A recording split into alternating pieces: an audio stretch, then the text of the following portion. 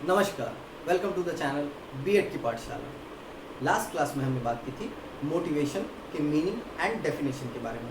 आज की क्लास में हम लोग बात करने वाले हैं nature and characteristics of motivation, मतलब अभिप्रेरणा की प्रकृति एवं विशेषताएं। तो चलिए शुरू करते हैं।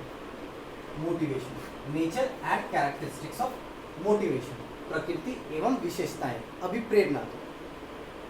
फर्स्ट पॉइंट है motivation is both a process and a result. हम लोगों ने बात की थी मोटिवेशन साइकिल के बारे में, जिसमें हम लोगों ने पढ़ा था need, drive, arousal, goal directed behaviour, achievement and then reduction of arousal के बारे में।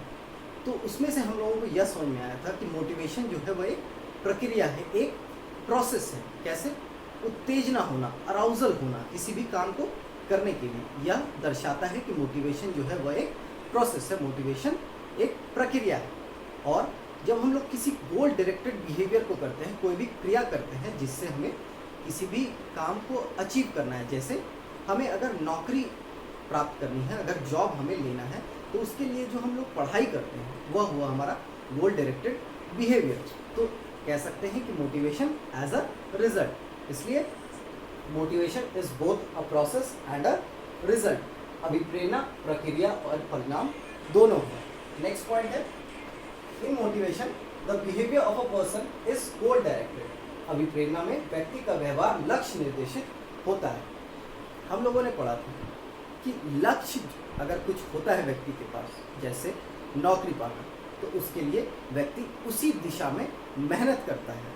तो हमें यह समझ में आता है कि कोई भी कार्य जो व्यक्ति करता है वह किसी न किसी गोल को, किसी न किसी एम को अचीव करने के लिए करता है। इसलिए कहा गया है कि इन motivation the behaviour of a person is goal directed, मतलब ओरिएंटेड होता है आदमी, इंसान जो है वह किसी भी चीज को लेकर के केंद्रित होता है, कह सकते हैं। नेक्स्ट पॉइंट है motivation is born out of some need. हम लोगों ने सबसे शुरुआत में बात की थी कि मोटिवेशन और नीड को हम लोग इंटरचेंजेबली यूज कर सकते हैं, मतलब जो अभिप्रेरणा है और जो आवश्यकताएं हैं उसको हम लोग एक दूसरे की जगह पर भी इस्तेमाल कर सकते हैं। कैसे? कि मोटिवेशन हमें तभी आता है, या मोटिवेशन की आवश्यकता हमें तभी पड़ती है जब हमें किसी भी चीज़ की नीड हो, किसी भी चीज़ की जब आवश्यकता होती है तभी हम मोटिवेट होते हैं किसी भी काम को करने के लिए। इसलिए कहा गया है motivation is born out of some need. अगर हमें कोई नीड ही नहीं होगी, हमें कोई आवश्यकता ही नहीं होगी, तो हम लोग कोई भी कार्य करना नहीं चाहेंगे। इसलिए जब आवश्यकता पड़ती है तो उसी अनुरूप हम लोग प्रक्रिया करते हैं, हम लोग कुछ क्रियाएं करते हैं जो हमें, जो भी चीज़ों की हम आशा कर रहे हैं या जो भी चीज़ों को हम एम कर रहे हैं, उन चीज़ों को हम अचीव कर रहे हैं। इसलिए कहा गया अभिप्रेरणा का जन्म किसी न किसी आवश्यकता से होता है। नेक्स्ट पॉइंट है in the state of motivation a person does only some selected processes to achieve his her goal. इसका मतलब है कि अगर कोई टीचिंग एस्पिरेंट है, किसी को टीचर बनना है, तो उसे टीचिंग रिलेटेड पढ़ाई ही करनी पड़ेगी। मान लिया जाए, एग्जाम्पल लेते हैं कि उसे सबसे पहले एंट्रेंस टेस्ट को पास करना पड़ेगा, उसके बाद कोर्स में एडमिशन लेना पड़ेगा, फिर उसे पढ़ाई करके कोर्स कंप्लीट करनी पड़ेगी, देन ऑनवर्ड्स उसे टीचर एलिजिबिलिटी टेस्ट को क्वालिफाई करना पड़ेगा। और अगर वो मान लिया जाए सेंट्रल की बात कर रहे हैं हम लोग, अगर केवीएस का एग्जाम्पल लेते हैं तो केवीएस के एग्ज़ाम में फिर उसे क्वालिफाई करना पड़ेगा, फिर इंटरव्यू देना पड़ेगा। तो इसका मतलब है कि जिस चीज़ को अचीव करना है उसी के अनुरूप जो भी क्रियाएं हैं, जो भी निर्धारित कहा जाए तो दिशाएं हैं, जो भी चीज़ों को करके कोई भी अगर टीचिंग एस्पिरेंट है तो जो टीचर बन सकता है, तो उसके लिए उन चीज़ों को उसे करना पड़ेगा ताकि वह अपने एम को, अपने गोल को अचीव कर ले। इसलिए कहा गया है कि अभिप्रेरणा की स्थिति में व्यक्ति अपने लक्ष्य को प्राप्त करने के लिए कुछ चयनित प्रक्रियाओं को ही करता है। अगर टीचिंग एस्पिरेंट है तो ऐसा तो नहीं कि वो बैंक एग्जाम्स की तैयारी करने लग जाएगा, या अगर उसे एसएससी के एग्ज़ाम्स अच्छे लगते हैं देने को, वो एसएससी के एग्ज़ाम्स को देने लग जाएगा। नहीं, अगर वो टीचिंग एस्पिरेंट है तो उसे टीचिंग रिलेटेड एग्ज़ाम्स को ही देना पड़ेगा और टीचिंग रिलेटेड कंटेंट को ही उसे पढ़ना भी पड़ेगा।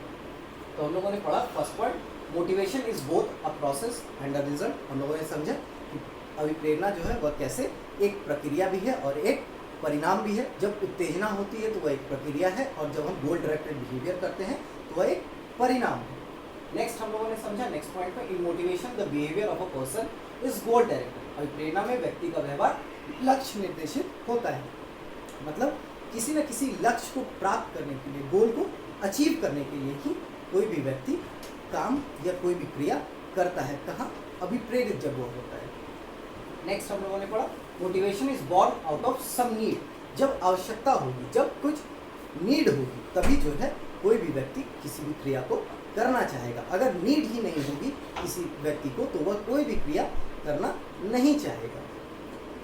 नेक्स्ट हम लोगों ने पढ़ा in the state of motivation a person does only some selected processes to achieve his her goal. हम लोगों ने जैसे बात की कि अगर किसी टीचिंग एस्पिरेंट को टीचर बनना है तो टीचर बनने के लिए जो चीज़ें पढ़नी आवश्यक है, जिन एग्ज़ाम्स को देना आवश्यक है, उन्हीं एग्ज़ाम्स को देकर के वह टीचर बन सकता है।